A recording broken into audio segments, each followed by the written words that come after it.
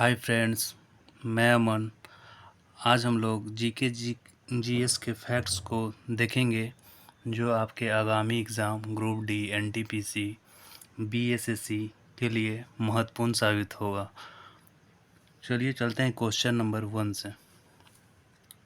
कह रहा है सीमांत गांधी का नाम के नाम से कौन जाने जाते हैं। सीमांत गांधी के नाम से खान अब्दुल गफ्फार खान को जाना जाता है। खान अब्दुल गफ्फार खान नाम आया है तो देखते हैं कि इनके द्वारा बनाया गया एक संस्था है खुदाई खिदमतगार। इसकी जो स्थापना हुई थी ये 1930 में हुआ था। देखिए खुदाई खिदमतगार के को एक और नाम से जानते हैं जिसको बोलते हैं लाल कुर्ती आंदोलन। वो भी खुदाई खिदमतगारी का दूसरा नाम है, याद रखिएगा। अगर खुदाई खिदमतगार पूछे तो भी आंसर 1930 ही होगा और अब्दुल गफ्फार खान ही आंसर होगा। अगर लाल कुर्ती आंदोलन बोले तो वो भी उसका भी आंसर खान अब्दुल गफ्फार खान ही होगा। चलिए देखते हैं और इन्हीं के बारे में कुछ जानते हैं। कह रहा है कि भारत रत्न पाने वाले पहले गैर भारतीय भी खान अब्दुल गफ्फार खान ही हैं। इनको 1987 में जो है भारत रत्न दिया गया था और दूसरे गैर भारतीय में नेल्सन मंडेला का नाम आता है जिनको 1990 में दिया गया था। चलिए क्वेश्चन नंबर 2 की ओर चलते हैं। कह रहा है कि राष्ट्रीय गीत की रचना किसने की थी, तो वो जो आंसर हो जाएगा आपका बंकिम चंद्र चटर्जी। राष्ट्रीय गीत को जो गाने में ना 65 सेकेंड का टाइम लगता है, याद रखिएगा। और वही अगर बात करें राष्ट्रीय गान को गाने में तो 52 सेकेंड। तो उसी तरह से कह रहा है कि राष्ट्रीय गीत को पहली बार भारतीय राष्ट्रीय कांग्रेस के कलकत्ता अधिवेशन 1896 में गाया गया था। जब 1896 के भारतीय राष्ट्रीय कांग्रेस की बात की गई है तो जान लेते हैं कि इस अधिवेशन की जो अध्यक्षता किया गया था वो रहीमतुल्लाह सयानी के द्वारा किया गया था, याद रखिएगा। अब आ रहा है क्वेश्चन नंबर 3। कह रहा है कि कुचिकल जलप्रपात कहाँ स्थित है। कुचिकल जो जलप्रपात है वो आपका कर्नाटक में स्थित है। अगर यही पूछते हैं कि किस नदी पर है तो याद रखिएगा वराही नदी पर कुचिकल जलप्रपात स्थित है। क्वेश्चन नंबर 4 को देखते हैं। कह रहा है कि ताजे पानी की विश्व की सबसे बड़ी झील कौन है। याद रखिएगा ताजे पानी के बारे में बात कर रहा है तो वो जो आपका है वो सुपीरियर झील हो जाएगा आंसर। अब देखिए सुपीरियर झील के बारे में पूछेगा कि कहाँ स्थित है तो याद रखिएगा ये अमेरिका और कनाडा के सीमा पर स्थित है। जब आया है बात कि अमेरिका और कनाडा के सीमा पर स्थित के बारे में तो याद रखिएगा ऐसी 4 और ये झील है जो अमेरिका और कनाडा के सीमा पर ही स्थित है। देख लेते हैं कौन कौन है। एक है आपका मिशिगन झील, दूसरा है आपका ह्यूरॉन झील, तीसरा है आपका ईरी झील, चौथा है आपका ओंटेरियो झील, पांचवा तो आप सुपीरियर झील पढ़ ही चुके हैं।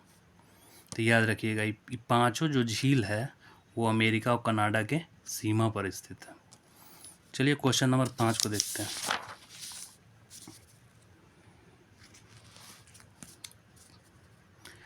क्वेश्चन नंबर 5 में है कि स्वेज नहर किस देश में है। तो याद रखिएगा स्वेज नहर कहाँ है, मिस्र में। यह एक मानव निर्मित नहर है, इस क्वेश्चन को भी याद रखिएगा। स्वेज नहर जो है वो लाल सागर को भूमध्य सागर के बीच स्थित है। स्वेज नहर अगर पूछ दे कि कहाँ स्थित है तो लाल सागर और भूमध्य सागर के बीच में। अब देखिए जब भूमध्य सागर आया है तो ये भी क्वेश्चन पूछ देता है बहुत सारे एग्जाम में कि भूमध्य सागर का प्रकाश स्तंभ किसे कहा जाता है। तो याद रखिएगा स्ट्रोम्बोली जो ज्वालामुखी है इसको भूमध्य सागर का प्रकाश स्तंभ कहा जाता है। स्ट्रोम्बोली जो ज्वालामुखी है वो एक एक्टिव ज्वालामुखी है, मतलब सक्रिय ज्वालामुखी, ये भी याद रखिएगा। सक्रिय ज्वालामुखी में अगर पूछ दे कि स्ट्रोम्बोली किस टाइप का, सक्रिय है निष्क्रिय है, तो ये आपका सक्रिय ज्वालामुखी है, इसको हमेशा याद रखिएगा। क्वेश्चन नंबर 6 की ओर चलते हैं।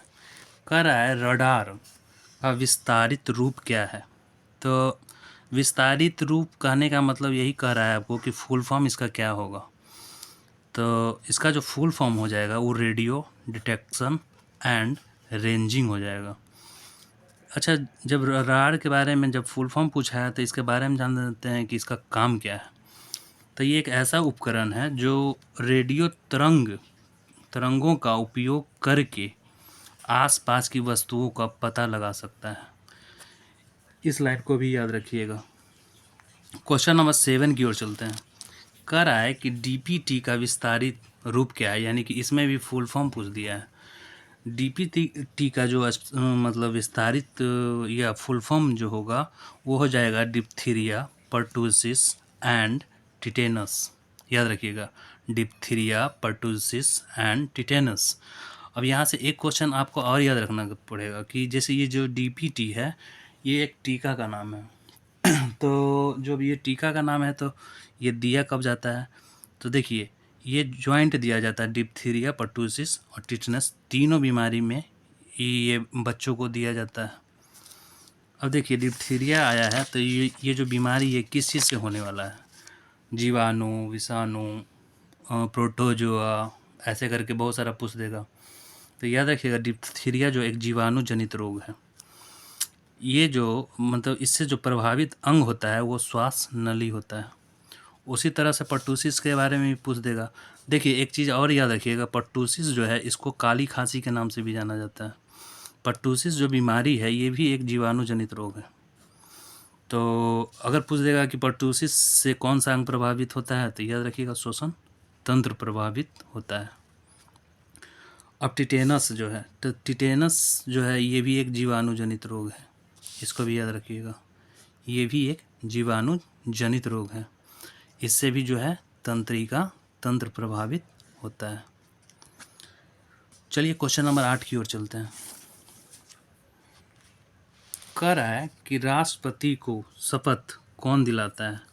तो राष्ट्रपति को जो शपथ दिलाता है वो भारत का मुख्य न्यायाधीश, चीफ जस्टिस ऑफ इंडिया दिलाता है। याद रखिएगा। अब है कि इसकी चर्चा जो है, जो राष्ट्रपति को जो शपथ है, ये इसकी जो चर्चा है वो संविधान के 3री अनुसूची में किया गया है। अगर ऐसे बात करें कि राष्ट्रपति की चर्चा तो किस भाग में किया गया है, तो याद रखिएगा कि भाग आपका 5 हो जाएगा।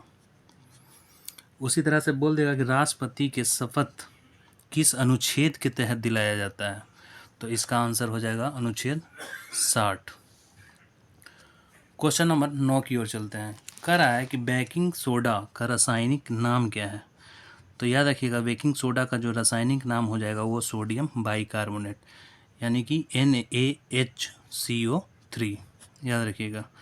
जब बेकिंग सोडा के बारे में बात किया है तो कन्फ्यूजन बहुत सारे स्टूडेंट को हो जाता है कि baking soda, washing soda, bleaching powder, ये सब में। तो देख लेते हैं, वॉशिंग सोडा का जो मॉलिक्यूलर फार्मूला हो जाएगा Na2CO3 × 10H2O। ऐसे इसको सोडियम कार्बोनेट के नाम से जानते हैं।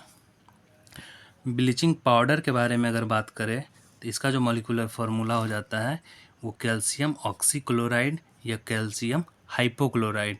अगर दोनों में से कोई भी दिया हुआ रहे तो याद रखिएगा कैल्शियम हाइपोक्लोराइड भी हो सकता है और कैल्शियम ऑक्सीक्लोराइड भी हो सकता है। चलिए क्वेश्चन नंबर 10 की ओर चलते हैं। कह रहा है कि भारत का बिस्मार्क किसे कहा जाता है? तो याद रखिएगा, भारत का जो जब बिस्मार्क के बारे में बात होगा तो सरदार वल्लभ भाई पटेल का नाम आता है। इन्हीं को भारत का बिस्मार्क कहा जाता है। अब ये सरदार वल्लभ भाई पटेल नाम है तो उसमें सरदार जो है टाइटल जोड़ा गया है।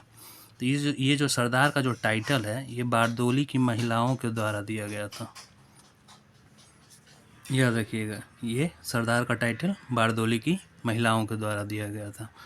अब जब सरदार वल्लभ भाई पटेल का नाम आया है तो इससे रिलेटेड एक और क्वेश्चन को देख लेते हैं कि 1931 का जो कांग्रेस का जो कराची अधिवेशन हुआ था, देखिए लाइन एक ही है लेकिन इससे बहुत सारा क्वेश्चन अराइज हो सकता है।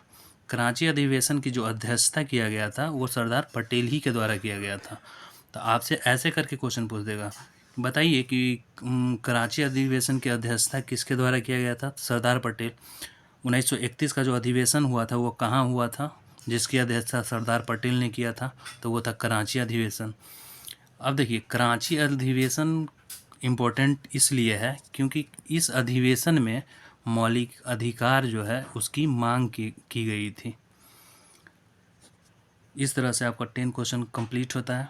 नेक्स्ट वीडियो में फिर मिलेंगे। Thank you. अगर आपको ये वीडियो अच्छा लगता है तो लाइक शेयर और सब्सक्राइब जरूर करें।